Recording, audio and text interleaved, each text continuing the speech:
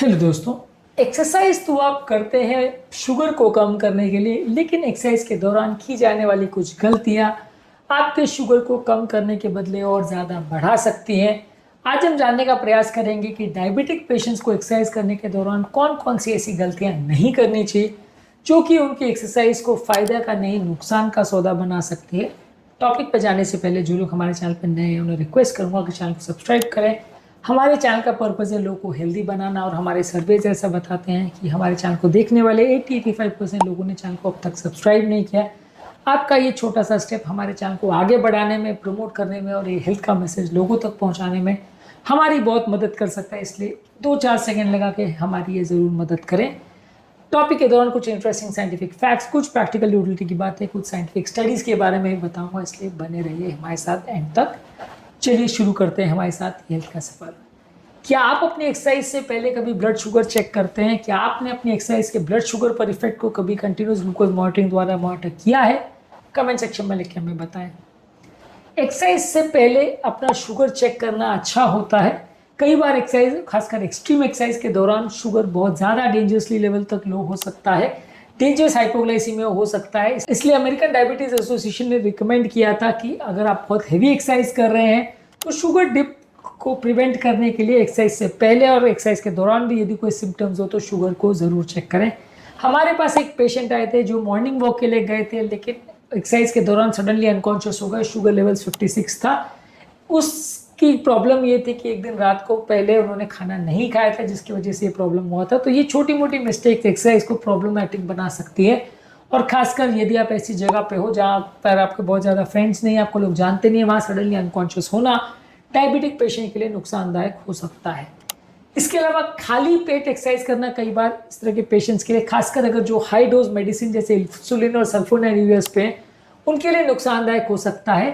Clinical endocrinology metabolism में एक article publish हुआ था जहां पर बताया गया था कि यदि खाली पेट आप एक्सरसाइज करते हैं तो हाइपोग्लाइसीमिया का रिस्क 38% तक बढ़ सकता है इंसुलिन ट्रीटेड पेशेंट्स में।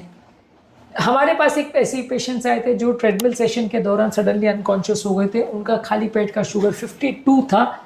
उन्होंने एक्सरसाइज करने के दौरान या उसके आसपास कभी शुगर अपना चेक नहीं किया था। इंसुलिन वो रेगुलरली ले रहे थे और उनका सडनली शुगर लेवल कम हो गया। तो ये छोटे मोटे इवेंट्स हैं जो इजीली मैनेजेबल है यदि आप इस पर प्रॉपर ध्यान दें और शुगर लेवल्स को प्रॉपरली चेक करें और उसको प्रॉपर मॉनिटर करें। कंटिन्यूस ग्लूकोज मॉनिटरिंग अगर आप कर सको तो वो सबसे अच्छा तरीका है इसका, पर ऑब्वियसली वो थोड़ा सा कॉस्टली है, सबको मेंटेन करना मुश्किल होता है। पर रेगुलरली शुगर को चेक करना खासकर हेवी एक्सरसाइज से पहले रिकमेंडेड है, खासकर उन लोग के लिए जो मल्टीपल मेडिसिन पर हैं। यदि आप एक्सरसाइज को रॉन्ग टाइम पे करते हो तो उसमें भी कई बार प्रॉब्लम हो सकती है। अगर बहुत हाई इंटेंसिटी वर्कआउट हो, इवनिंग में करते हो, तो वो आपके ब्लड शुगर के कंट्रोल को बिगाड़ सकता है। मॉर्निंग के टाइम एक्सरसाइज आपके ब्लड शुगर लेवल्स को बेटर मेंटेन करती है।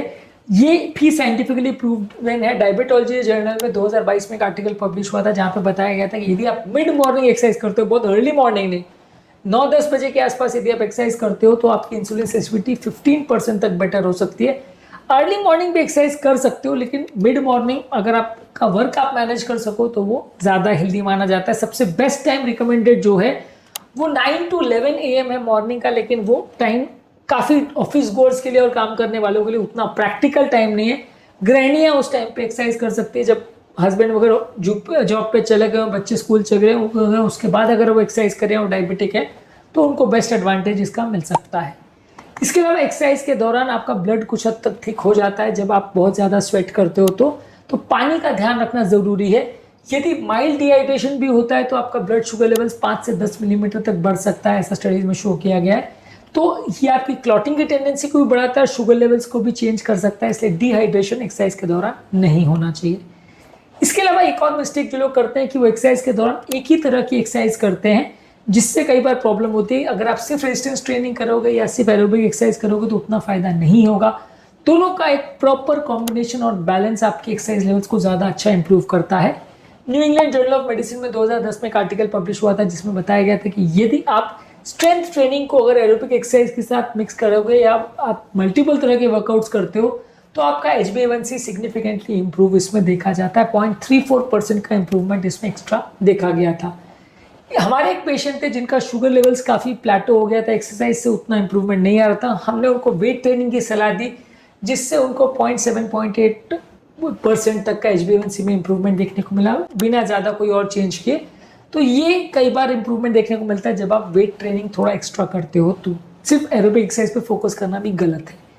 इसके अलावा यदि आप सिर्फ ओवर एक्सरसाइज करते हो बिना किसी रिकवरी के, यानी कि वार्मिंग अप और कूलिंग डाउन नहीं करते हो, तो बॉडी में कॉर्टिसोल लेवल्स बहुत बढ़ सकता है, जो कि ब्लड शुगर लेवल्स को बढ़ा सकता है। जर्नल ऑफ अप्लाइड फिजियोलॉजी में 2018 में एक आर्टिकल में बताया गया था कि यदि आप ओवर ट्रेनिंग करते हो तो आपका ब्लड शुगर लेवल्स और इंसुलिन लेवल्स में वेरिएशन आ सकता है, शुगर बढ़ सकता है, इंसुलिन कम हो सकता है, टेम्परेरी होता है हालांकि, लेकिन ऐसा हो सकता है। इसके अलावा आपके एक्सरसाइज के आसपास आपके डाइट और मेडिसिन को प्रॉपरली आपको एडजस्ट करना है, नहीं तो आपको डोज में दिक्कत आ सकती है। एटलीस्ट 25% पेशेंट को डोज एडजस्टमेंट की सिग्निफिकेंट जरूरत होती है, ऐसा स्टडीज ने शो किया है। डायबिटीज वाले पेशेंट को फुट इंजरी होने का प्रॉब्लम हो सकता है, गिर सकते हैं, इम्बैलेंस हो सकता है, इसलिए फुट चेक करवाना और प्रॉपर फुटवेयर का और अल्सर्स का प्रॉपर ध्यान रखना काफ़ी ज़्यादा ज़रूरी है उन लोगों को, खासकर जिनको एडवांस डायबिटीज़ है। इसके अलावा एक्सरसाइज के बाद आपका पोस्ट एक्सरसाइज शुगर को भी रेगुलरली चेक करना जरूरी है। एक्सरसाइज के बाद कई बार ब्लड शुगर लेवल्स काफ़ी कम हो सकता है। डायबिटीज़ इन्वेस्टिगेशन में 2021 में एक आर्टिकल में दिखाया गया था कि डायबिटीज़ वाले पेशेंट में कई बार एक्सरसाइज के 6 से 12 घंटे के बाद भी इंसुलिन ट्रीटेड पेशेंट में शुगर लेवल्स कम हो सकते हैं। 40% पेशेंट्स में ऐसा देखा गया था, यानी काफ़ी घंटे बाद भी शुगर ड्रॉप हो सकता है, तो चेक करते रहना ज़रूरी है।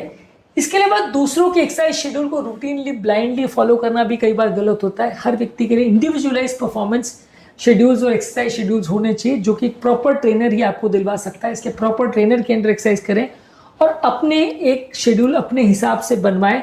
दूसरी किसी के एक्सरसाइज शेड्यूल को आप कॉपी कैट बन के कॉपी करें। इसके अलावा एक्सरसाइज से पहले वार्मिंग अप और कूलिंग डाउन का ज़्यादा ध्यान दें, ये डायबिटिक पेशेंट में ज़्यादा इंपॉर्टेंट है। इसके अलावा एक्सरसाइज के दौरान यदि आप कंटिन्यूस ग्लूकोज मॉनिटरिंग का प्रयोग कर सकते हैं तो वो सबसे बेस्ट तरीका है आपके शुगर को मॉनिटर करना। एक्सरसाइज से रिलेटेड चेंजेस और दिन भर में होने वाले लॉन्ग टर्म और शॉर्ट टर्म चेंजेस को भी बेटर जज करता है, इसलिए कंटिन्यूस ग्लूकोज मॉनिटरिंग अगर आप अफोर्ड कर सकते हैं तो काफ़ी अच्छा है। पर इसका 2 हफ्ते का जो डिवाइस आता है वो 4-4.5 हज़ार रुपये का है, तो इसलिए काफ़ी महंगा है।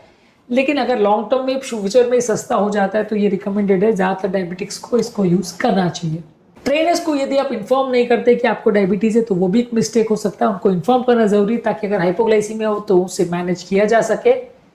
इसके अलावा यदि फिटनेस ट्रैकिंग डिवाइस पर बहुत ज़्यादा आप रिलाई करते हैं तो वो भी अच्छा नहीं है। अपनी बॉडी के सॉफ्ट सिग्नल्स पर ध्यान देना भी जरूरी है। बॉडी कई बार चक्कर, कमजोरी, चेस्ट पेन से आपको सिग्नल देती है कि प्रॉब्लम हो रही है, उसको इग्नोर करना घातक हो सकता है, इसको इग्नोर ना करें। इसके अलावा कई बार बहुत ज़्यादा मेंटल स्ट्रेस में यदि आप एक्सरसाइज करते हैं तो बॉडी में एड्रेनलिन और कॉर्टिसोल बढ़ता है, जो कि शुगर लेवल्स को बिगाड़ सकता है। बहुत ज़्यादा मानसिक तनाव में या बहुत ज़्यादा स्ट्रेस के अंदर एक्सरसाइज, ओवर एक्सरसाइज खासकर मत करें, वो नुकसानदायक हो सकता है। इस मामले में हमारा फाइनल वर्डिक्ट ये है कि एक्सरसाइज से पहले शुगर को चेक करें, बहुत ज़्यादा खाली पेट एक्सरसाइज मत करें, ग्लूकोज टैबलेट्स या फ्रूट्स एक्सरसाइज के साथ कैरी करें, पानी ज़्यादा पीजिए, एरोबिक और स्ट्रेंथ ट्रेनिंग एक्सरसाइज दोनों साथ में करिए, अपनी लिमिट्स को पहचानिए, बहुत ज़्यादा लेट नाइट हैवी वर्कआउट्स मत करिए और एक्सरसाइज से प्रिकॉशंस का प्रॉपर ध्यान रखिए, खासकर अपने फुट केयर का प्रॉपर ध्यान रखिए यदि आपको एडवांस या लॉन्ग स्टैंडिंग डायबिटीज़ है तो। आज के टॉपिक में हमने बात करी डायबिटिक पेशेंट्स क्या कॉमन गलतियां करती है एक्सरसाइज के दौरान। उम्मीद करूँगा कि आज के टॉपिक में कुछ नया जानने को मिला होगा। हमारे सर्वे ये बताते हैं कि इस चैनल को देखने वाले 85% लोगों ने चैनल को अभी तक सब्सक्राइब नहीं किया है। आपका ये छोटा 2-4 सेकंड में हो जाने वाला स्टेप हमारे चैनल को आगे बढ़ाने में और ये हेल्दी मैसेज लोगों तक पहुंचने में काफ़ी हमारी मदद करता है, इसलिए छोटा सा ये हमारा हेल्प ज़रूर करें। उम्मीद करूँगा कि आज के टॉपिक में आपको कुछ नया जानने को मिला होगा। आपके कमेंट्स हमें जानने में मदद करते हैं कि आपको हमारा कंटेंट कैसा लग रहा है, प्लस हमारे लिए मोटिवेशन और इंस्पिरेशन का भी काम करते हैं, इसलिए कमेंट्स करते रहिए। हेल्थ के सफ़र में हमारे साथ आगे बढ़ते रहिए।